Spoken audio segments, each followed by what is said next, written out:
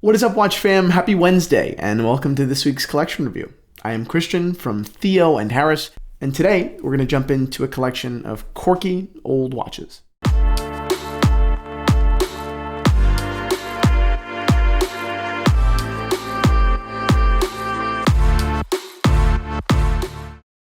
Before we get into this collection review, I'd like to tell you all about the new Theo and Harris Watch Fam Facebook group. It's the place where we're posting not only Theo and Harris content, but content from all around the watch web to encourage conversation. I highly recommend you guys go on Facebook right now, type in Theo and Harris Watch Fam, and join the group. There will be a discussion about this video today, so join in. All right, before we jump into today's collection review, a quick wristwatch check. I'm wearing a pretty sick watch, something that I don't get the opportunity to see too often. It's a white gold day-date, white gold Rolex day-date, reference 1803, really beautiful. The dial has one or two blemishes on it, but really nothing substantial. The white gold case is quite sharp and beautiful. It's an understated watch, you know, it's certainly in many ways the antithesis of the classic yellow gold president.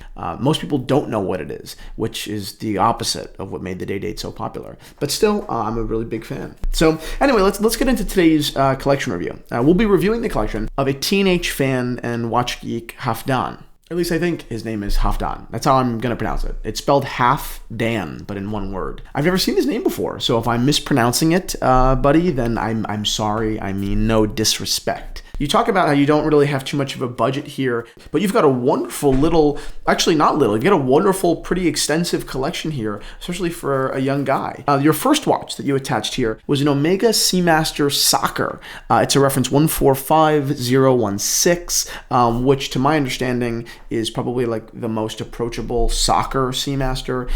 These are really, really interesting watches. Mechanically, it's no different than so many Speedmasters, powered by the 861 Omega in-house manually wound caliber, but the execution here on the dial is really, really interesting. It does exactly what you think it would. Whether you would actually use it or not is a different story, but this dial was built for you, particularly if you're a referee, to track elapsed time in a soccer game. Now, I've seen these watches before, but I've never owned one, and I've never actually dove deeply into them. So seeing it in your collection, and forced me to really do some research, and I was quite interested, particularly by their value. I see a lot of these and a lot of coverage on blogs saying that really they're only traded in the $3,000 range, which I think is very undervalued. For a vintage obscure chronograph from a top brand with a top movement, I think we're talking more appropriate value between $400 and $5,500.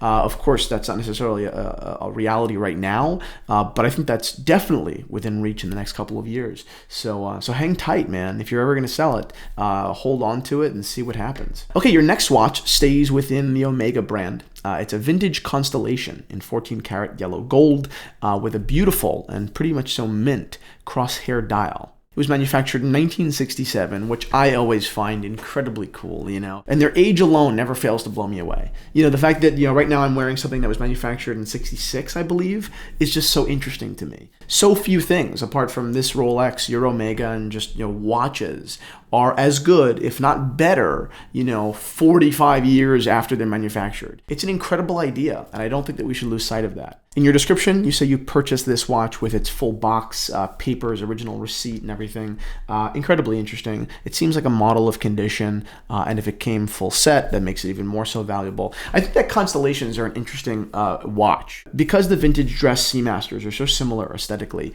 to Constellations, it doesn't really allow them to jump as high as they theoretically should in value. I think that Constellations have every right to be $2,000 or $3,000 watches. In steel, I'm not even going to yellow gold yet. And this one, for instance, is so similar, they're held back in value. So I'm not sure what your watch is worth. I'd have to really take a look at it. Not that you asked, or not that you care, because you're not selling it. But it is interesting, that Omega almost sabotaged the value of one of their models. But still, it doesn't matter. It's a wonderful watch, a wonderful piece of history. Props on you for owning it. The next watch is an enormous value prop. It's a vintage Vacheron Constantin, reference 6487. It's in yellow gold. It features a silver sunburst dial. And I talk about this stuff any chance I get.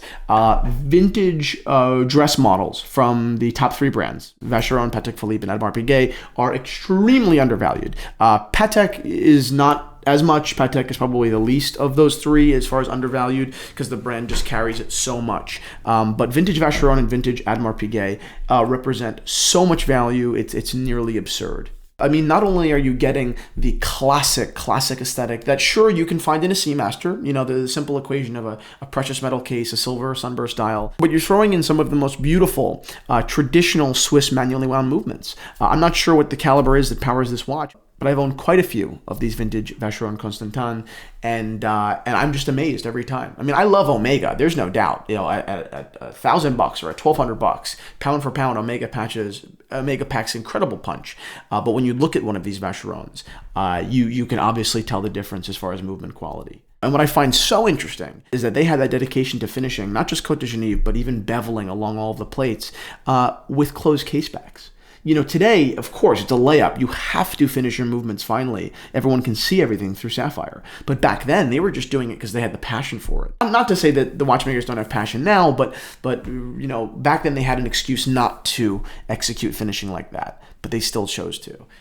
For the user to see it maybe once a year or maybe once every 4 years in service. So big props to you on owning this. I'm a big fan. Next, you've got a really great underrated sports watch, a Bulova Devil Diver. I won't dive too far into it, but I think it's a wonderful watch. The patina on it is terrific. I think the cases are great. These watches will definitely be worth more in the future. They're held back a little bit by the Bulova name. Not that it's a bad name, but it doesn't have the cachet of JLC or of so many other brands. It's definitely something that I would have recommended for you, knowing you're into vintage, you know, sports models at, you know, valuable price points. So great, you did my job for me. Next, you've got two 1940s JLCs, really cool watches. I prefer the salmon over the black, merely an aesthetic opinion. I just think that the combination of the color, the hands, and the enlarged subseconds on the salmon dial watch is just, you know, blow you away. I think you should consider putting a strap on that watch, maybe a navy blue or something. Not that the NATO isn't good, but I think that you could find something to really do it a little bit more justice. I actually had one of these watches a couple of years ago, and I think I regret selling it now that I'm thinking about it. That was a wonderful watch. I'm a big JLC fan. It was actually the best model of that watch I've ever seen before. It had a beautiful toasted patina, original dial, original radium hands. I mean, that was a crazy watch. Next, to close out the collection, you've got two Seikos. One is a reference SKX013. The other one is an SNKK27. One with an oyster bracelet, one with a Jubilee. They're both great watches. Obviously, watches that can take a licking and keep on ticking, even though they're not Timexes. I've come around to like Seikos much more, and I think that once you start to realize how deep of a connection you can have with a watch, and then many instances that is an SKX, you're in the game. And once you're in the game, I don't think there's really turning back. You know, I actually don't think I've ever met someone that used to be into watches. You know, everyone used to not be and then realize how cool watches are and then they get into it. But I don't really find many people falling in and out of the hobby.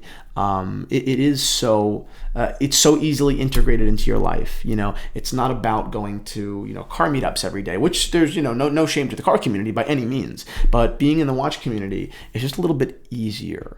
I don't think most people are going to drive their 63 Corvette to work every day, you know, and you don't have enough time in the morning to just sit there and stare at it. But throwing on a Seiko for the first time and then graduating to a JLC or to Bulovas, that is just, it's just so much easier. Anyway, enormous props in your collection so far. Seriously, you've got beautiful, thoughtful, well-made, you know, vintage watches. Obviously a man after my own heart. Now, on to my recommendation. You say you want snowflakes. Great. I understand why. They're beautiful. You know, they're the alternative to the Submariner. They've got a little bit more funk, you know, in blue sometimes, classic snowflake hands. I see the appeal, but they're overpriced.